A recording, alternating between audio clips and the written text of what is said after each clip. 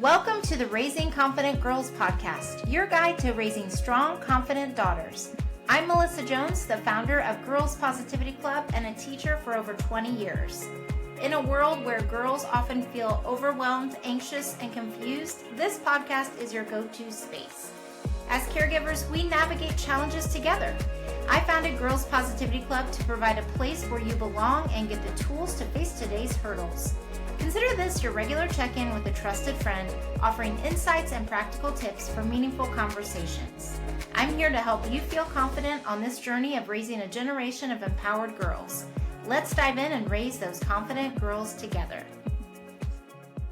Hey everybody, it's Melissa and welcome back to Raising Confident Girls. Whether you're joining me for the first time today or you've been here for many episodes, I'm really glad you're here.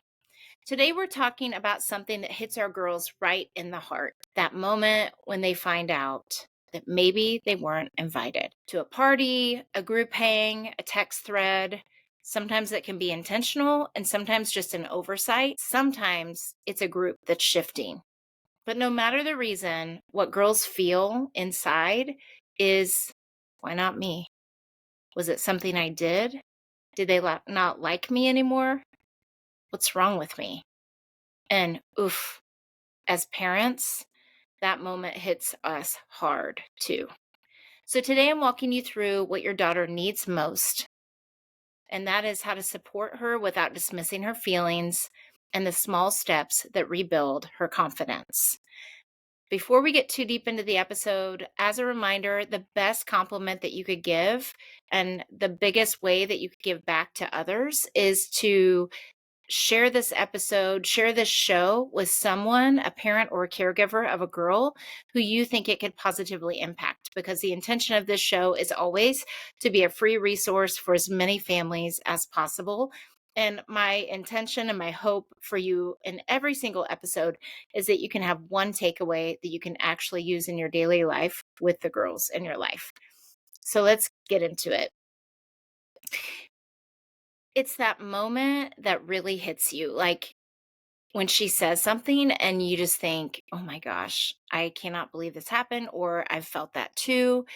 And it brings me to like lots of moments that I've had with the girls, but one of them is from a girl in one of my Girls Positivity Club sessions. And, and this has happened lots of different times in lots of different ways. Even when I was a teacher, she came in to our club session a little bit quieter than usual. She's usually like a really bubbly girl, and she came in a little bit lower than usual. And so I finally just whispered to her, "Hey, are you good?" And she said, "Well, I'm just a little bit sad about something." And I said, "If you're comfortable, like you can always share with me, maybe I can help, or maybe it'll just feel good to get it out."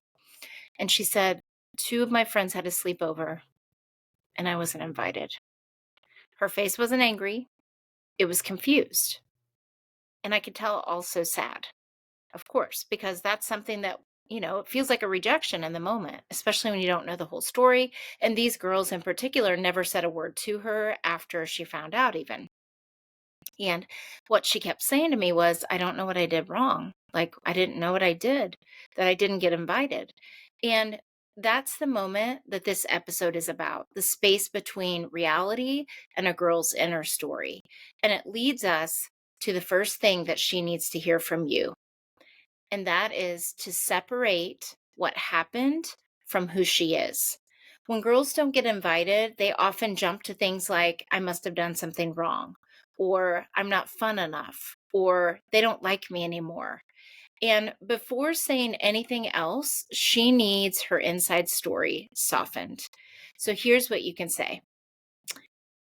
"Yes, this did happen, but it doesn't mean anything about who you are. You're still kind. You're still fun. You're still someone people want to be around."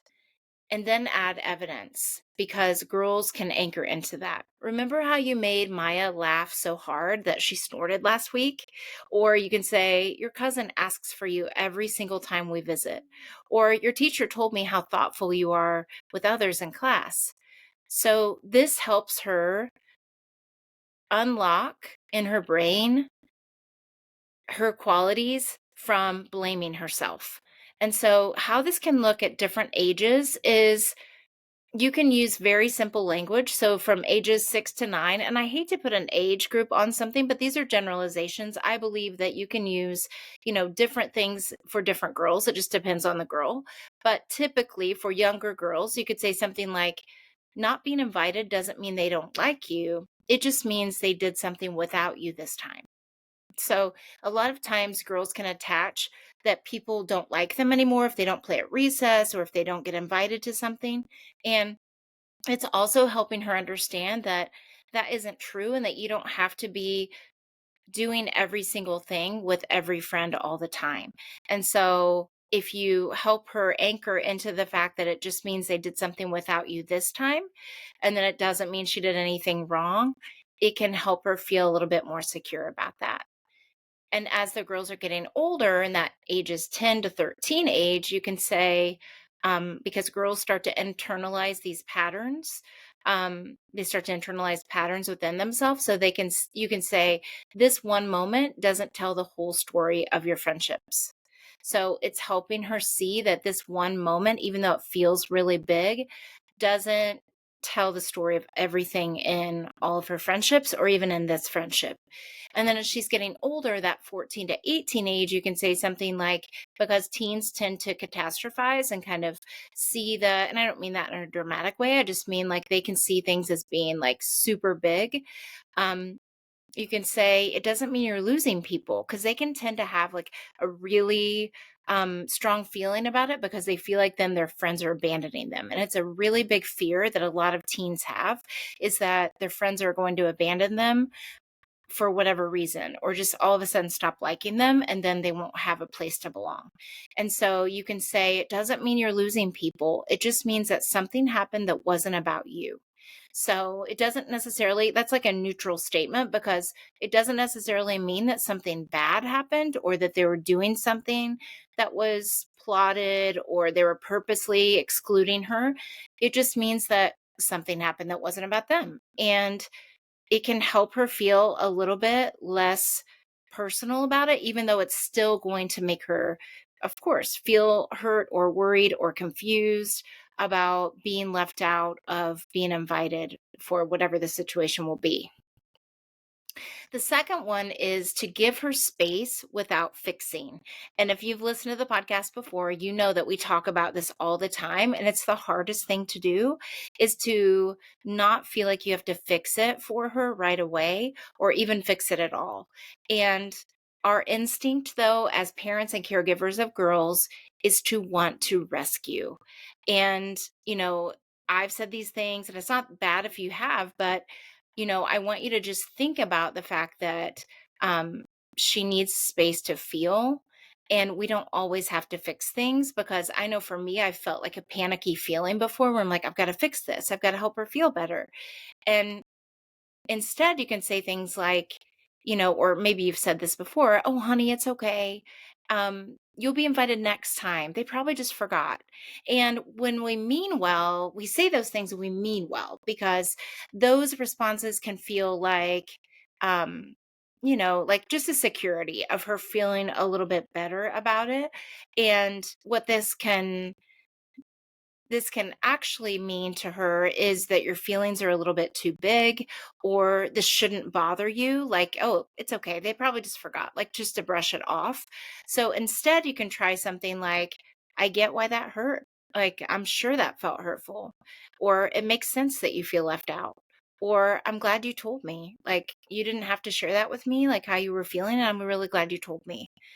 And with younger girls, I'm a big fan, if you've listened to the podcast before, of when they're younger or even older, like sometimes it's easier to draw something about how you feel, and it doesn't have to be realistic or seem like if they're, not maybe necessarily the best realistic drawers or artists.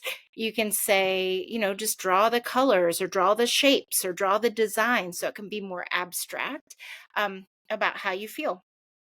And I've done this with girls. I've tested this and it really works.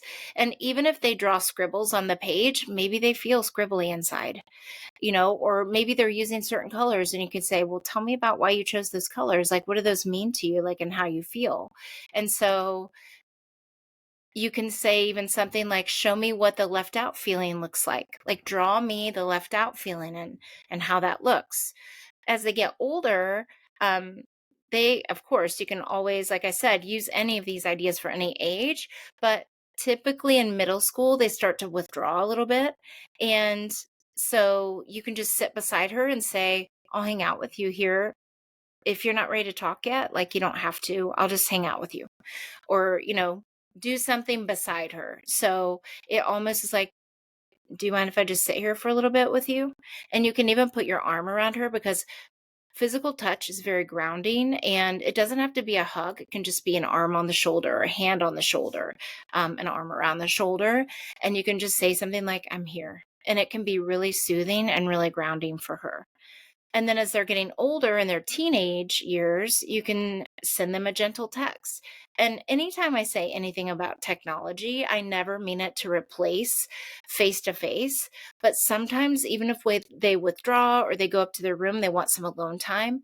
I know for my teenager, whenever I've sent just a gentle text, I'm here if you want to talk, without sounding preachy, without giving advice, it has gone miles. So it's low pressure and it's higher connection. And most of the time, they come to you later because they want to talk and you've opened that door. The third way that you can help is by focusing on small, empowering actions, not big solutions. So we can support them with our words, like I said in the last um, tip. But now it doesn't mean that we don't have to give them any action, but now we can um, teach them to focus on some small, empowering actions. So we don't want to teach girls to chase invitations. We want to teach them if someone didn't choose you, you still get to choose your next moment or your next step. So small actions can help them rebuild their confidence and sense of belonging. So at ages 6 to 9, this can look like inviting a classmate to sit together at recess or at lunch. It can be to ask another friend to do chalk or a craft with her. So, just a simple ask or invitation to someone else of a friend can be a really empowering action to take. And it doesn't have to be a big sleepover, it doesn't have to be a big event or a birthday party or anything like that. And then at ages 10 to 13, it can be that they text a trusted friend and ask about their day, or it can be they sit next to someone at lunch. Someone kind at lunch, even if they're not a best friend. So it's them maybe branching out a little bit. And it doesn't mean that they are giving dirty looks to that other friend group or they're all of a sudden ignoring them and not telling them what's wrong. Because I always believe that it is so important to teach girls to be honest about how they're feeling and do it in a kind way, but just say, like, hey, I felt left out when you guys were hanging out this weekend and I wasn't invited. Like, it's okay for them to say things like that.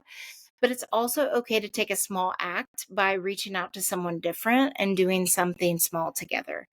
And then when they're teenagers, it could be suggesting anything with a classmate, like going and getting a Starbucks or sitting together and studying, or reading a book together, like a book club, or like any little thing that they can do.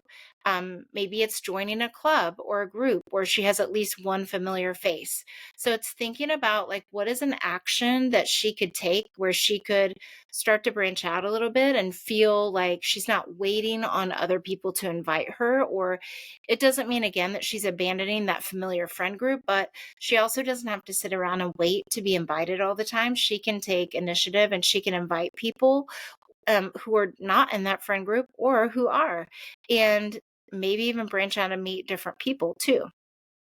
And so it doesn't have to be these specific things as far as like a club or a study session, but these are just ideas to help you spark some ways in her life where she could do small reach outs to other people, where she doesn't feel like she's always dependent on the exact same friend group, especially if they have started not inviting her to certain things.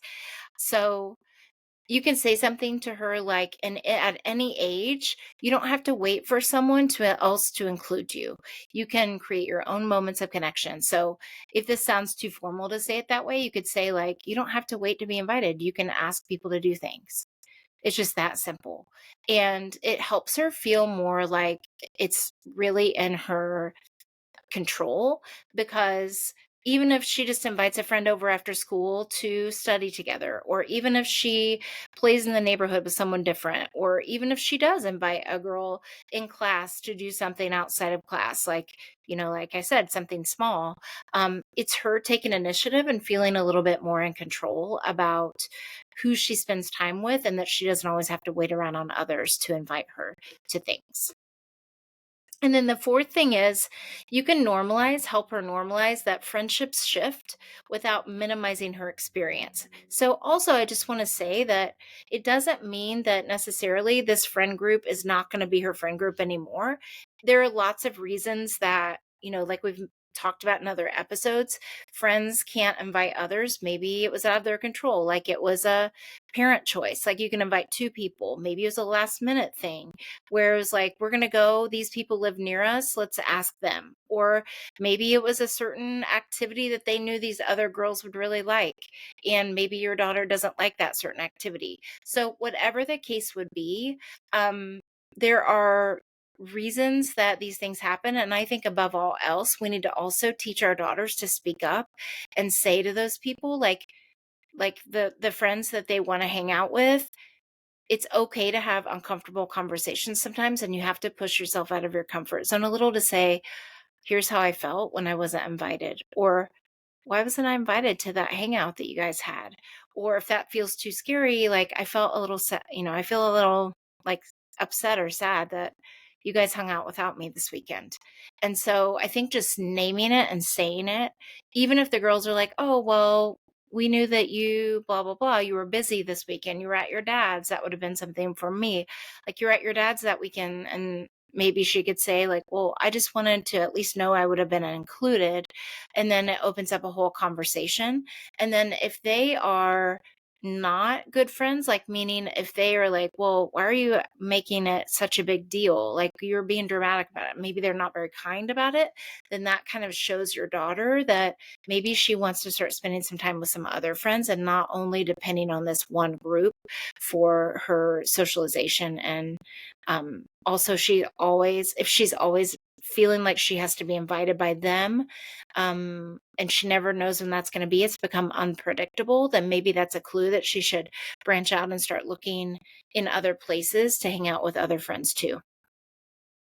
So, normalizing that friendships shift can be really delicate, and it needs to be grounding without sounding dismissive. So, avoiding things like, oh, you'll find new friends, or oh, you don't need them. And I know I've said these things too, and it feels super tempting to say them, but and it's not horrible if you've ever said that, but maybe you just think of reframing it a little bit and saying, friendships can change and shift, and that's okay. And it feels hard, but it's also normal. One moment doesn't erase everything that's good in your life. Like, this one thing feels really big right now, but look at the other things that you have and your other friendships. So it's not dismissing it, but it's helping her kind of get out of that kind of spiral that you can get into when you're like, what's wrong with me? Why didn't they want to invite me? Why do they not think I'm fun? Do they not think I'm this? Do they not think I'm that? And then it can create this whole chaos inside. And instead, it's just helping her see that, friends don't have to do everything together all the time. And also, it's okay if things do shift. So when they're younger, you can say, like, almost like a visual, you can draw some circles and you can say friend groups are like circles that get bigger and smaller. So like a smaller friend group can be like, oh, I used to do only things with these people. Now I'm in these other activities and my friendship circle is getting bigger. Or I have different levels of friends. And we've talked about this before in other episodes where she can draw a small circle where it's like her inner circle. And then who are her ones that she hangs out with in certain activity areas, and what are friends that are kind of friends but she doesn't do things outside of school with. So you can help her kind of draw circles, and you can also use that metaphor of like, your friendship circles can get bigger and smaller. Sometimes if it's your soccer team, your friendship circle can seem a lot bigger. But when it's off season, maybe it's smaller like this. So you can just kind of explain to her how that can shift and adjust. And then as she's getting older in that middle school age, it's helping her see patterns without blame. So it's like, well, sometimes people get closer to others without realizing that it hurts someone else. So that is true. And I saw that in the classroom all the time. It was like all of a sudden other girls started hanging out in this other friend group, or this main friend group that used to have the same exact girls. And then they started kind of getting bigger, or it started shifting with who hung out. And it's like, it's okay. Like, sometimes people get closer to others, and it's not because they don't like you anymore. Or it's not because they're trying to exclude you or hurt you. It's just that maybe they have a different interest and they've found more connection in this one area, and you can do the same too. And you can also still be friends with them if they make you feel good, and you feel good most of the time when you're around them, and you feel like you can be honest and tell them how you're feeling. Like, those are all good signs that it's a healthy friendship group. And then as they're getting older in their teens, you can say they really want their independence to be validated. So you can say, you're growing and getting older, and sometimes friendships grow in different directions. And it doesn't mean you did anything wrong. It just means that maybe you're going in a different direction than this other friend group, and that's okay. And then same thing, it can also be that for whatever reason, maybe they did something with these other people out of convenience, or out of, whatever the case would be. And it's teaching her to use her voice about it. And if it's not feeling like a good fit anymore, to go in a different direction. And they don't have to have a big falling out. They don't have to say mean things to each other. They can just start to slowly pull back a little bit. And again, always teaching her that she can use her voice and tell them. And if that feels a little bit uncomfortable, then she can just kind of cut back a little bit on how much the time she's spending with them and what she's doing with them, and start to meet other people in other areas. And then, if you think back to the girl that I mentioned at the beginning, where I was talking about the girl who wasn't invited to the sleepover, a couple days later, I checked back in with her, and because it was at camp and I saw her more often. And during our craft time, like when we were doing a craft activity, I noticed that she sat beside a girl that she'd barely talked to before. And they started designing their projects together and talking and laughing. And when her mom came to pick her up, she, like, overheard her tell her mom, like, hey, I met a new friend today, and I think that I might want to sit with her again. So what that showed her is that, yes, she could still hang out with those other friends, but also that you can meet people in different environments and start to spark a connection. And it can be one small moment, like that craft moment. And she was feeling left out, in the beginning about these other friends, and she wasn't invited to a sleepover. And now all of a sudden she's starting to make some new connections with new girls. And so it can be one small moment like that, one safe person, one shift. And that's all our girls really need to begin healing from feeling hurt by feeling left out and not invited to something. So if your daughter wasn't invited recently, here's what I want you to remember. You can soften the story that she tells herself.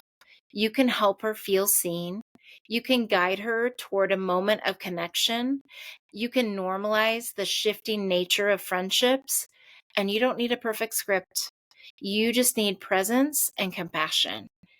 Thank you for listening today. If this episode helped, send it to another parent who might need it too. And I want you to remember, as always, you're doing an amazing job. And I'll see you next time. Thanks for joining another empowering episode of the Raising Confident Girls podcast. Share today's insights with caregivers and friends, building beautiful relationships with strong girls. Hit subscribe so you never miss an episode. We're not just a podcast, we're a community.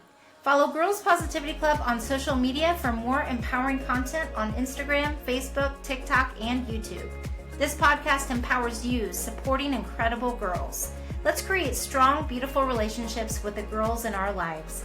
I appreciate you listening today. Stay confident, stay connected. Until next time, keep raising those confident girls.